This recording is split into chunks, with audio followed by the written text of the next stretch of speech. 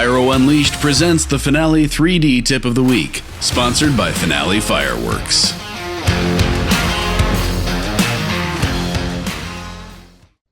All right, here we are. Episode 10. I know we kind of debuted episode 9 a little earlier at CobraCon, or you did.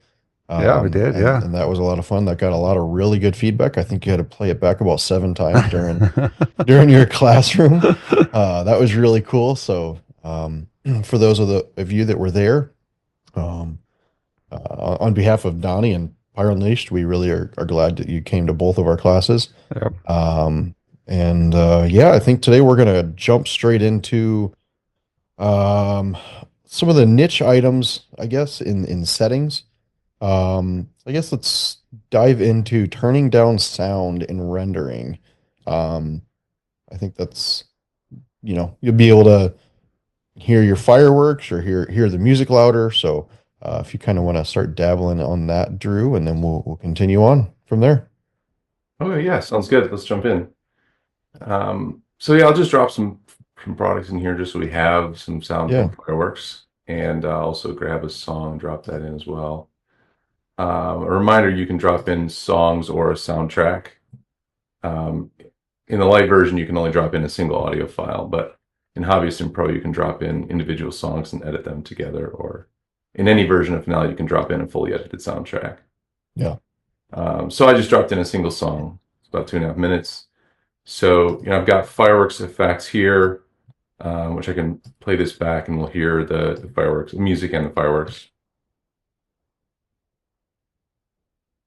So I don't know if you guys hear it on your end, but when the podcast goes, live on YouTube, I'm sure that the sound will come through. So yeah, you guys might be at a little bit of a disadvantage here while we're recording. That's all right.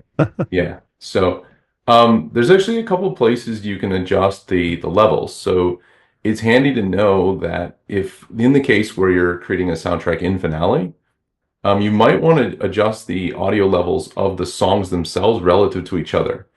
A lot of times when you buy or download different music, like it comes in at different levels, of perceived loudness at least, right? And you might want louder parts of your soundtrack and quieter parts of your soundtrack. But if you've got 2 songs like back to back, and they're both rock songs, you probably don't want one quiet, one loud. That's unusual. So you might need to adjust the relative loudness of different songs. So that's kind of different than adjusting like the volume of the playback. It's more so like adjusting the audio level to give your final soundtrack that polish, because if you do this kind of adjustment, when you export your soundtrack from Finale, it's going to include that volume that adjustment to the level. So that's done in the songs window. So from the window menu, go to the songs window, and it's pretty straightforward. There's an integer song volume level. It's simple. It's not advanced. Just like the audio editing features aren't advanced, right? Yeah. So by default, every song comes in at full volume. Okay. So if you had, if I bring in another song, add song, go back to here and grab maybe this song here. Now you can see I've got 2 songs, and by default, they all come in with an audio level of 10, a volume level of 10, right? You can kind of see them. At the moment, they're on top of each other in the timeline. Just to give you an illustration, if I take this one and bring it down to 5, you can see that waveform there shrink. So gotcha. Okay. Here's before, here's after. So this is actually changing the volume of a particular song, and really that's for the purpose of kind of balancing the levels across your soundtrack. Again, this is really crude. This is not like what Audacity can do or what even a more powerful application, an audio editing application, can do. But it is a way to adjust the level, the level of the music in particular, right? So then there's the other way, which, David, I think is the way that you were kind of thinking of. Yeah. Which is when you go to the File menu and you go to Render Settings. Yep. And Render Settings includes a whole bunch of things, most of which apply to the what you see, the simulation. But down here you do have the effect audio volume. So this is the sound effects from the fireworks. And then you also have the song audio volume. So in this case, 1 stands for 100%. And so if you wanted to reduce this, like let's say sometimes when I'm scripting single shots, I really want to hear the single shots. Like I want to hear the launch sounds of the single shots to hear the timing. And sometimes it's more helpful than the visual even. So I might turn the song audio volume down to say 0.5, which is 50%. And if I keep the effect at 100%, 1.0 is the highest. You can't go above that. Then relative to the music, the fireworks start to be, quite a bit louder. Yeah. So that's something you can do. I can demonstrate that here. If we go back to the songs window, I'm just going to get rid of that second song I added. And for everyone who can hear the music, we'll hear that now. So now the music's much quieter. So proportionally, the effects from the fireworks themselves are quite a bit louder. Yeah. So yeah, that's the basics of. That's really what it, the limit of the options when it comes to adjusting the audio levels. Yeah. Okay. Perfect. Yeah, kind of along those same lines, right? Is we're talking about the audio levels. Now, I'm scripting my show, and I want to be able to take into account how far away those fireworks are from the audience. Yeah. Isn't there like a speed of sound delay or something that we can utilize to help maybe line things up a little bit better to where our audience might be watching from? Yeah, absolutely. So Finale has the concept of speed of sound delay, and it's measured from the position where you're viewing the show. So my camera position. So, at this moment, I'm standing a certain distance back from these firing positions here. And that speed of sound delay is going to be calculated no matter where I move to, right? So if I move my camera viewpoint way back here, then that speed of sound, of course, the delay is longer. And so Finale is going to represent that. It's not measured. Sometimes people think it's measured from like a fixed point. That's what I was getting ready to It's ask. actually measured from where you're viewing, from where your camera viewpoint is, to the point of the effect where the sound would originate in real life, right? So if it's a launch sound, the speed of sound delay is going to be measured from where your viewpoint is to the launch. If it's a burst sound and it's a 12-inch shell, then that's obviously getting a lot higher and a lot further away from you as it travels. So that speed of sound delay is going to be longer. By default, it's off because what we found in user testing early on in the development days of Finale3D is that in the real world, everyone's accustomed to it. But in the simulation world, it made the software feel a little bit broken or not working correctly or like a computer lag. Okay. But it definitely works, and it's calculated to be accurate to real life. And you can get to that setting by going to show settings, and you can choose this setting here, disable speed of sound delay. And like I say, it's on by default, so that's checked. So if I turn that off, now it's not disabled. So now we're going to get that speed of sound delay. So I can illustrate that here. There's a little delay. And that's a pretty short delay. If I come and move myself way back, now we're going to see there's a lot more of a delay. Yeah, now the fireworks, not only is there a delay, but the level, the loudness of the effects is much more diminished, just like it would be in real life when you're further away from something, right? So it's fairly realistic. I won't say it's perfect, but it's fairly realistic, and it's designed to be. It is being calculated in real time based on your camera viewpoint. Oh, very good. Awesome. And then let's start screen settings and configurations. What about Q count showing on positions? Okay, yeah. So pretty much everyone, whether they're a professional or backyard guy, has a limit to the amount of firing system they have, right? Yeah. And so as you're scripting a show, it's really handy to know how much gear you've used as closely as you can. You always have the option of addressing the show, which we'll get into in a future episode. Yeah. But in addition to that, it is possible to kind of get some real-time feedback on where you're at. And so I'll kind of show you what that's like. So right now we've got just these 9 positions. And for simplicity, I've just got 1 2-inch shell launching from each of them. So, it's kind of easy to track. What I want to point out to you is the names of the positions here. So when we turn this feature on, in addition to seeing the position names in the simulation in the design window here, you're going to see the additional information like the number of modules or the number of cues, which are in Finale are called pins, the number of circuits on the firing system. They're going to be added to the ends of the position names. So you can tell it's off now because all I see are position names. Yeah. So if I come up to the show menu and I go to show settings, I can come over here I got really 3 options. The first is the pin warning dots.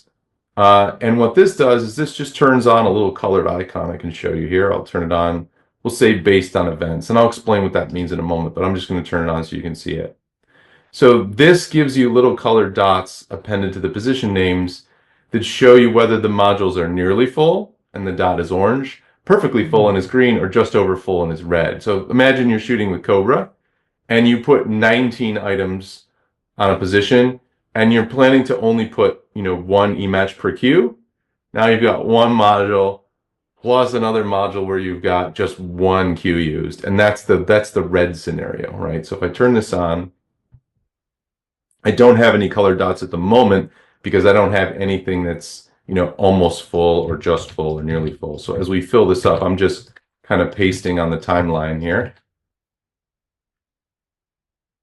And it's going to be a function of what firing system I have set as well. So there we hit orange, right? And so we've got 15 queues. This is a good time to explain what a queue is in Finale terminology. So to every Cobra user, a queue is sort of the circuit, like the red and black speaker terminal or a quick plug that's on a firing system module or on a slat, right? But to a lot of pyros, a queue is also fireworks that appear at the same time, like a flight or a launch or something. So in Finale, we treat that as a queue, that second thing. So all these effects that have the same effect time, they're a queue.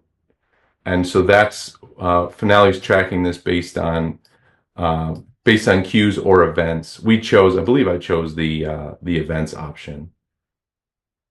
So if I come over here to pin warning dots, I have the choice of based on queues, based on events, or based on addresses. So a queue is going to be based on those numbered queue flags that you see. So if, for example, if I take all this stuff, let's say I put it all at the same time. So now everything's launching from every position at the same time. I come back up here to show settings. Let's change this to based on queues. It's all one queue now. So we're nowhere close to having a module. We're telling Finale we're going to put 15 E-matches on the same pin, to use the Finale terminology. We're going to wire them all together. So based on queues is probably not what you want in most situations, right? So if you go back here and you do based on events, think of an event as a line of script. One E-match per queue in Cobra terminology. So if I click continue, we're back to where we were. So because we have almost full modules, we have orange. And if we add more, let's go ahead and add them all to all positions so you can see all of them. So there's still orange there, still orange, and then green. So what that's telling us is we have 18 events exactly on each position right now at this moment, and hence the green dot. If I go one more, this is where I just wasted, I put out 9 more modules to make this happen. And this is coming from, we haven't addressed the show. If we look here in our rail and pin column, it's blank. So Finale's, why is it going by 18? Because if in our show information, here, our default firing system set to Cobra. So that's what Finale is getting that number. If we had it set, if we were shooting with a different firing system, say we were shooting with Fire 1, now that's no longer red or orange because you've got 32 queues or 32 pins per module. And so you're not nearly full or almost full or over full, right? So let's go ahead and put that back to Cobra just for simplicity. And so there you go. So that's the warning dots. We got 2 more options. And those are to show the actual counts. So numbers. I find the numbers more useful. I'm a numbers guy. The color is kind of like, they make you feel good, but it's like, no, how many? Just tell me how many, So you can show the pin counts. And to a Cobra user, that would be the queue counts, the number of circuits on your firing system, 1 through 18. So again, you can do that based on queues or events or addresses in the script. And you can count unused. Same thing, if you want, you can count unused pins. So how many you have available, how many you have remaining. So I'll set it to, because we haven't done this yet, I'm going to set it to based on addresses in script. And I'm going to turn off, just to keep things simple, I'm going to turn off the warning dots. So Why am I not seeing my pin counts? Because there's no addresses yet. Yep, I've addressed So it. if you want, I like to use this option because I find that like the addresses are the most accurate indicator of the number. You can, if you're planning to do your show where you're only doing one e-match per each queue on a Cobra module, then doing it by events is perfectly fine. But if you're ever planning to put two e-matches in the same queue using a breakout board or by putting wires together in series, then events isn't the right number either. So you really need to you really need to think about what choice you're making. So I chose based on addresses in script. So now I need to go ahead and address my show in order for those numbers to appear. I did that real fast because today's episode is not about addressing, but now I have module numbers in my rail column or channel numbers, and I have queue numbers or pin numbers in my pin column here. And now because I have that, I have the number 19 appended to each one, right? So those are my pin counts. And I can go back to show and I can turn on the same thing for my modules. So module counts, again, based on queues, based on events, or based on modules and script. I like this option because it's going to be exactly matching to my script. The downside is to get the answer, you do have to address your show. If you add some more stuff, say I go ahead and add another shell here in the middle, the number doesn't go up because that item we just added doesn't have an address yet, right? So pros and cons to each option, but there is a good capability there to be able to get some feedback in real time as you're addressing the show. So when you're looking at the colored dots one, does that assume you're only using one module per position, or at what point in time does you say, okay, it's not going to be greening, it's not going to be red anymore because we're using multiple modules? Yeah, I think the answer, let's do a quick test. I think the answer is that it's going to kind of loop. So as you get close to that second module, it's going to go back from being red to kind of being invisible again and say, okay, I guess he wanted to use two mods. Okay. And then, so I think it'll loop back around, but we can give that a try. So let's go for pin warning dots, and let's just say based on events because we know we'll get something without having to address. Yeah. And we can put some stuff. We can put stuff at the same time. So here again, remember we're set up for Cobra. So I'm going to get to there's 15 items on that position. I'm getting orange. 16, 17, 18 is green. 19 is red. Still red at 21. 22 we're off again. If we loop back around, my guess is, okay, so we hit 33 and now we're getting orange again. And we get up to 36, we're at 2 Cobra mods or a 36M. Okay, all right. And we get to 37, we get red. So it's continuing to kind of do that division and track. So it's always telling you, regardless of whether it's one or many modules, it's giving you the same functionality. All right, cool. That's cool. That's good. David, you're muted. I think, do we, just so you know. Oh, thank you. In case you want to jump in there. Yeah. I was getting ready to say, let's talk about changing from price to cost. I know that's going to be one that, especially, speaking of like Pyro Jam that we were talking about earlier. Yeah. Tim uses either price or cost. So if you're scripting for Pyro Jam, then this is going to be a pretty crucial thing. And just in general, I think for a business, it's pretty crucial.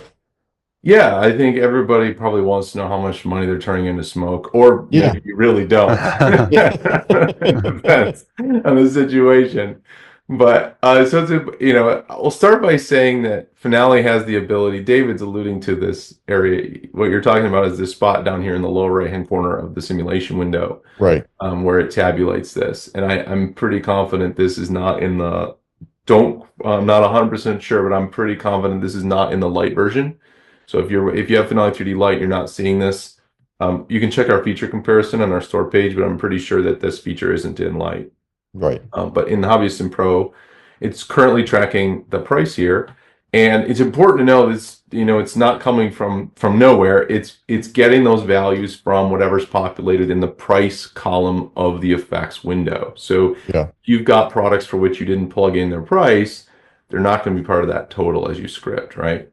So similarly, as David mentioned, as you mentioned, David, there's a cost column. The cost column's hidden by default, but you can You can unhide it, which gives you the ability to put some information into it, right? So if you wanted to track the difference between what you buy something for and what you put into a show for, you could use cost versus price. I tend to think of price as the selling price, and I tend to think of and the cost cost as of what you my pay for cost it. to buy Yeah. something, right? Yeah. But it's entirely up to you. You have 2 columns you can use. And, in this case, the cost is blank. So this is a good illustration. If I go to the File menu and I go to User Settings, and this is a moment to mention user settings are on my computer for my login. So Yes. if I set this, even though I'm working on this show, if I save this show and send it to you, David, your user settings are a function of whatever you've chosen on your computer. The show is not going to manipulate those. Right. So if I say I want to show the cost total instead of the price in the 3D view, which is the design window, and I turn that on, it disappeared. Disappeared because I don't have costs entered for those products. I was working in generic effects. I can't actually edit the generic effects. They're built into Finale. They're read-only. But I can come over to per show effects, which is the stuff that's in this show, and I can enter something. So let's say we're selling these for an amazingly cheap price of $145. Let's say we bought them for 50 cents. Now you can see it's showing $18.50, right? We've got 37 of them in the show. So once you've got a cost value in, then Finale can tabulate the cost total based on that. So you can switch back and forth. Perfect. And I'm just kind of writing some notes here. Are you able to show both cost and price at the same time? No, it's a toggle. So Okay. you could create a report that would do that for you, kind of sum those, but it's a toggle that you're turning on. So you're going to File, User Settings, and it's just a binary choice. So it's just this option right here. Okay. Yeah. Perfect. And I know we were talking briefly before we came on earlier about the price for chains. Yeah. And there could be a lot that goes into how you set that and what cost you actually get or price you get on the output. Yeah, absolutely. So a chain is multiple shells fused together. If you store chains in your inventory as a single line item, let's just do an example. So if we create a 3-inch brocade brown chain of 10, right? Let's say, and we'll just drop this in the show. Yeah. And let's go ahead and say, I think that's enough. We'll put the price and cost in over here.